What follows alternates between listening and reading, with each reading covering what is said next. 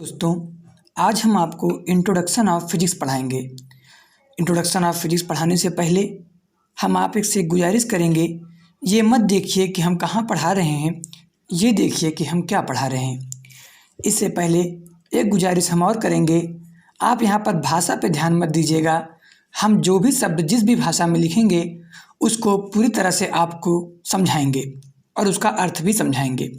अतः अब हम करते हैं ब्रह्मांड से। देखें, फिजिक्स समझने से पहले हमको समझना होगा कि ब्रह्मांड में उपस्थित समस्त पदार्थों के मध्य आकर्षण और प्रतिकर्षण का गुण होता है। आकर्षण या प्रतिकर्षण के गुण का अर्थ होता है कि आकर्षण का मतलब अपनी ओर खींचना और प्रतिकर्षण का मतलब अपने से दूर ढकेलना। आकर्षण या प्रतिकर्षण के इस गुण के कारण पदार्थ आपस में क्रियाएं करते हैं और इन क्रियाओं के संग्रह से घटना उत्पन्न होती है। आपको बता दें, जो भी घटना उत्पन्न होती है उन घटनाओं को हम जानते हैं। अब इस घटने को जानने के हमारे पास दो तरीके हैं। पहला, बिना सोचे समझे हम इस घटना को जान लें। बिना सोचे समझे हम इस घटना को जान लें। दूसरा, सोच समझकर घटना का अध्ययन करें। जब हम किसी भी घटना का बिना सोच समझे अध्ययन करते हैं तो उस घटना को जानने को हम सिर्फ ज्ञान कहते हैं, इंग्लिश में नॉलेज। मगर वही घटना जब हम सोच समझ कर अध्ययन करते हैं तो उस घटना को एक विशेष भाषा में विज्ञान कहते हैं, अर्थात साइंस। हमारा मतलब सिर्फ इतना ही है कि जब किसी भी घटना को बिना सोच समझे जाने तो उसे हम नॉलेज कहें, ज्ञान कहेंगे। मगर वही ज्ञान जब सोच समझ कर अध्ययन किया जाए तो उसे हम विज्ञान कहते हैं।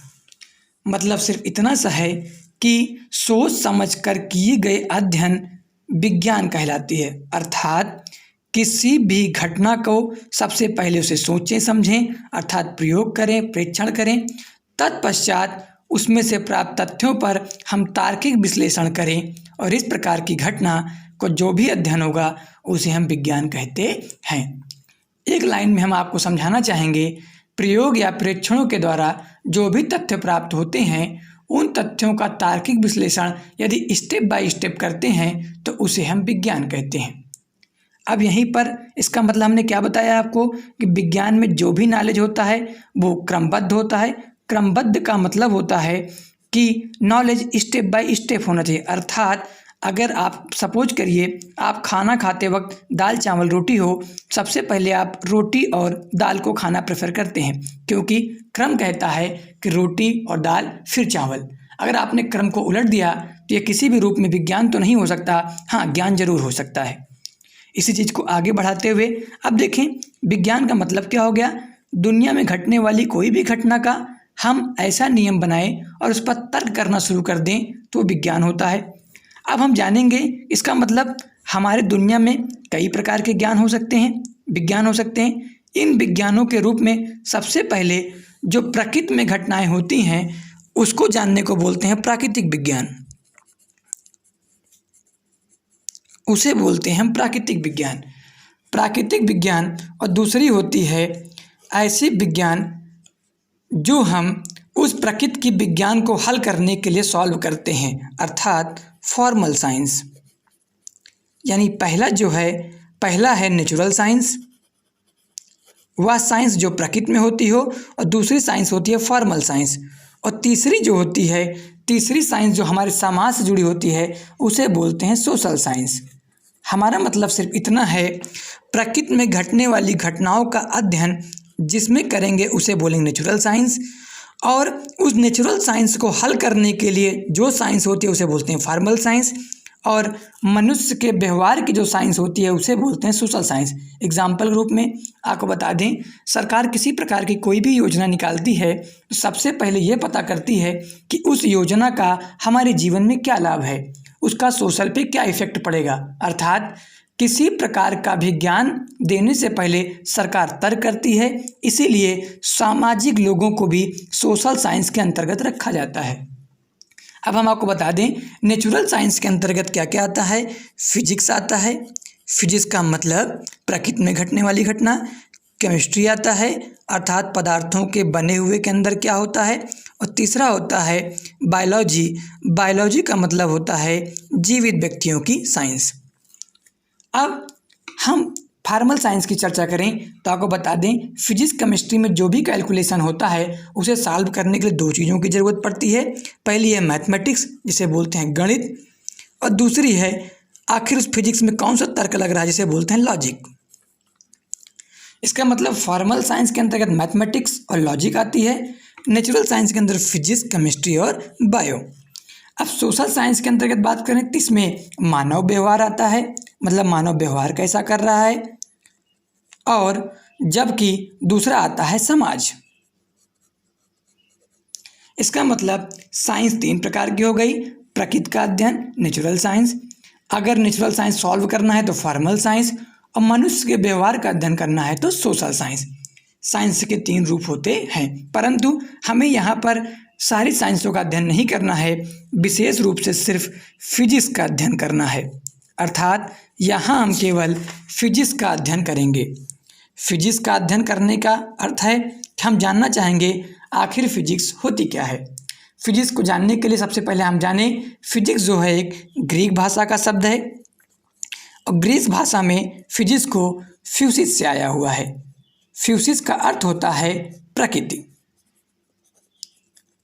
आपको बता दें, फिजिक्स ग्रीक भाषा का शब्द है जिसके अंतर्गत फ्यूसिस शब्द आता है, और फ्यूसिस का अर्थ होता है प्रकृति। अर्थात प्रकृति में घटने वाली घटनाओं का अध्ययन ही भौतिक विज्ञान कहलाता है।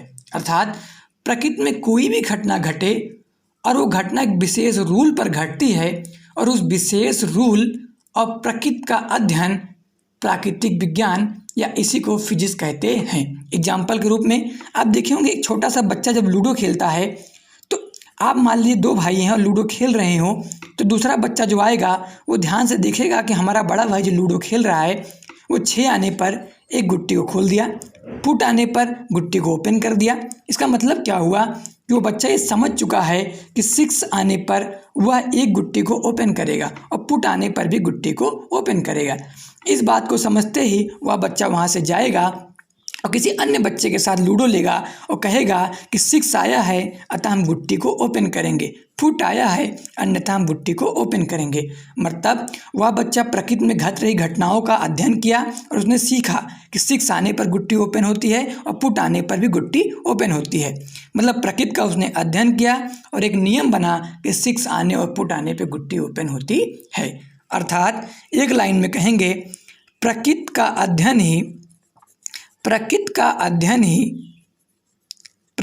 अध्ययन ही फिजिक्स है।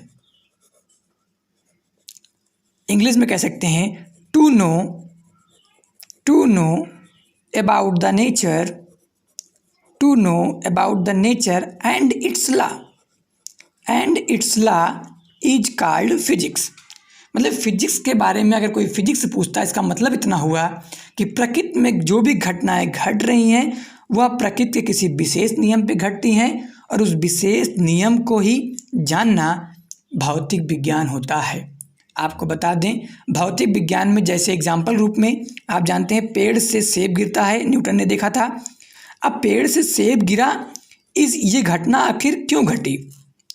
कोई विशेष नियम पे घटी होगी। तो इस नियम को खोज निकाला न्यूटन ने और उसका नाम रख दिया गुरुत्वाकर्षण। मतलब विश्व में कोई भी वस्तु अगर नीचे की ओर गिरेगी तो वह नियम एक ही होगा प्रकृति, इसका नाम होगा गुरुत्वाकर्षण।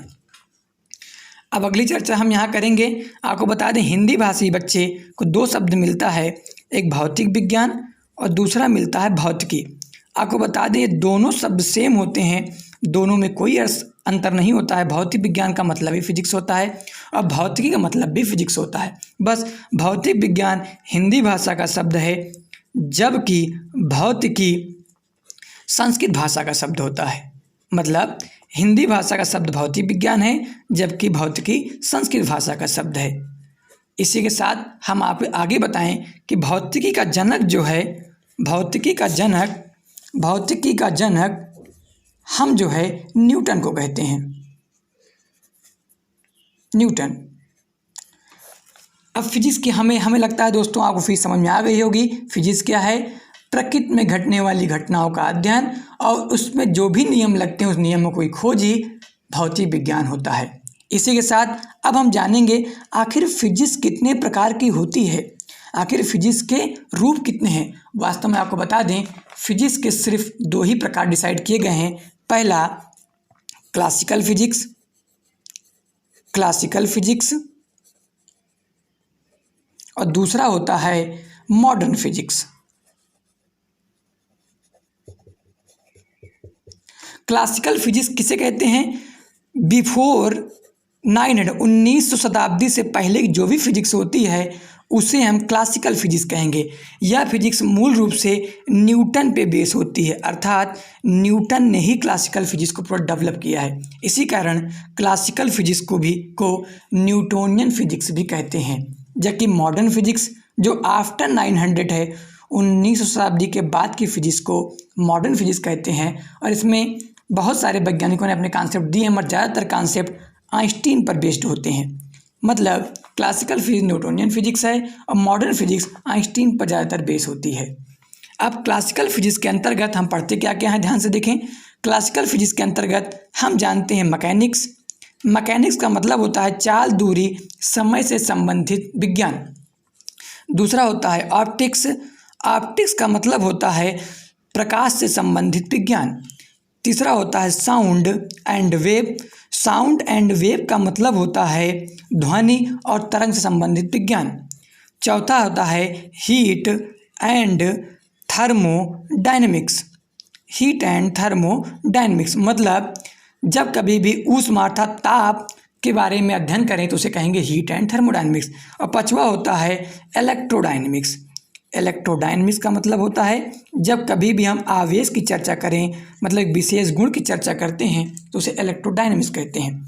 न्यूटन के अंतर्गत केवल ये 5 फिजिक्स हैं: मैकेनिक्स चाल समय दूरी, ऑप्टिक्स प्रकाश, साउंड ध्वनि और तरंग, हीट एंड थर्मो ताप से संबंधित, इलेक्ट्रोडायनेमिक्स आवेश से संबंधित।